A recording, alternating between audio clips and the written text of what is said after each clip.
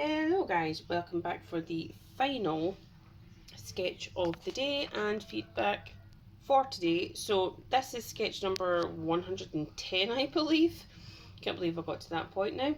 So these sketches have been created over the past 3 weeks, and this is basically how I am gaining more experience with effective sketching and fundamentals of art, which is proportions. So I will get on with the feedback and just get to it.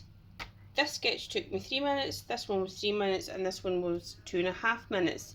Now, I get my reference photos basically from online, and it's just any photo that I really want to just practice drawing and basically getting an idea and trying to capture the proportions and structure of that drawing, of that photo, beg your pardon.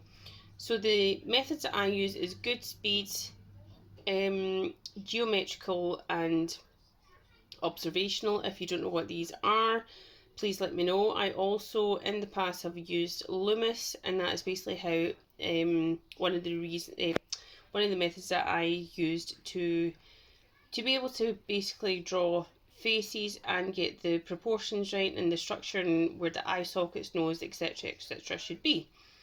So this one is the actual hair was a lot like her. The eyes were tilted up the way. I accidentally gave her a keepy smile, even though she is smiling, but it's not supposed to be as lifted up as that. So yeah, that's why she looks a little bit more sinister. The first sketch is the actual the closest to the reference photo. I'm really happy at the fact that they are gaining more likeness to the original reference.